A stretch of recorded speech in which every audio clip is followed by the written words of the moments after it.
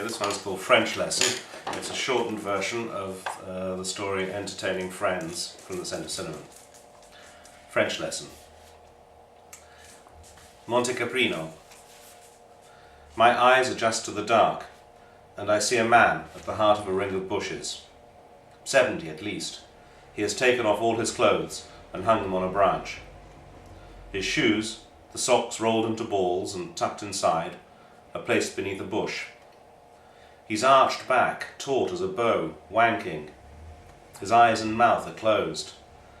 Absolute stillness apart from his hand, which gathers speed until he comes with a splutter of watery sperm. He staggers forward, as though the string that held him has been cut. The old man opens his eyes, like someone waking up, and gets dressed, stumbling as he slides his thin white legs into trousers. I realize I've been holding my breath and gasp for air. Without looking round, he walks out of the clearing and down the path. Other men are watching him as well, from the dark of other bushes. We glance at one another, embarrassed, then melt away. A few minutes later, I notice a man in his early 20s, with cropped blonde hair and sharp, fox-like features. He's wearing a grubby t-shirt, a pair of army shorts, the kind of navy blue plimsolls we used to wear at school. His legs are muscular, not tanned, covered with fine bleached hair. I step towards him, but he turns his head away, and I know I'm not wanted. Half an hour later, I see him again, as he walks out from behind a bush, buttoning his shorts. This time he stares at me and smiles. He looks younger when he smiles, more attractive. I don't notice who else was in the bush. Ciao, I say. He nods and smiles again. Then, Est-ce que tu parles français? Veux-tu coucher avec moi? I say, continuing with more confidence. Ce soir? He smiles again. I lead him down the path. In the lift, I ask to see his passport, pretending I don't understand his name. Auric, I say. He shakes his head, pronounces it differently. I look to see how old he is. He is 22. He tells me he's a fireman. Inside the door he blinks. His eyelashes are coarse, long, blonde. He looks around and seems impressed. I glance at the furniture, which has nothing to do with me, and wonder what kind of person he is. I have so little to go on. He pulls off his t-shirt, and I reach out to touch him, his skin, the points of his nipples, but he is bending over to take off his plimsolls, and I let my hand rest lightly on his back, as though that's what I wanted to do. When he straightens up and gestures towards the bathroom with his head, I nod. I watch him shower. He turns the taps until the water is as hot as he can stand. His milky skin grows pink. He holds his head back and the water beats his face. He has no notion of being watched. I stand by the door of my bathroom as steam lifts off him, falling in love, knowing that I could be watching him through a window.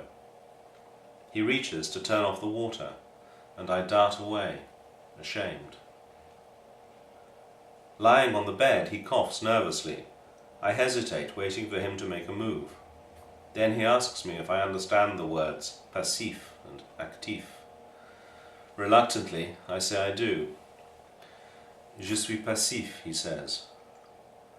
Moi aussi, I say, although that isn't always true. I want to be possessed by him.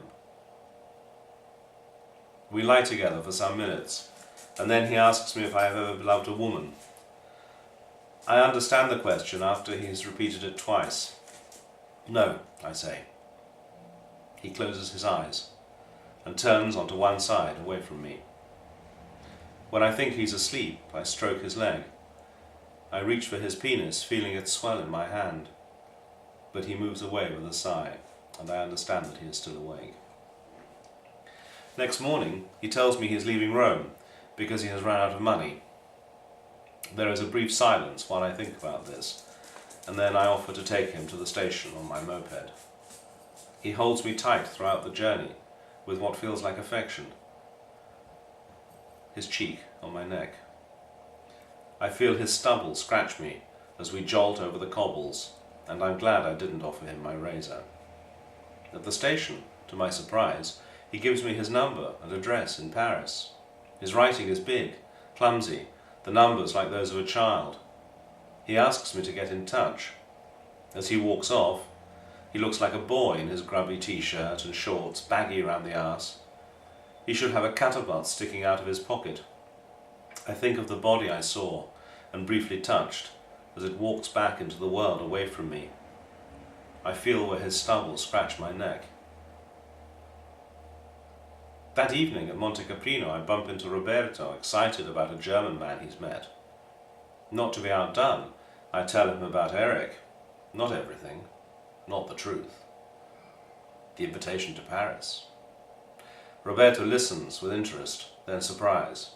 When I describe Eric, his surprise turns into poorly concealed amusement. What does he do? He asks. I tell him that Eric is a fireman. Roberto pats my arm, clearly relieved. I didn't want to have to tell you, he says, but it sounded like your Eric was down there on the terrace. What do you mean, I say? Sounded. Oh, don't worry, said Roberto. Parisian Eric down there sells life insurance. Anyway, he's nothing like as hot as the one you fucked. I go to the top of the steps and look at the terrace below. Eric is propped against the parapet, talking to someone. He is wearing the same grubby clothes he wore last night.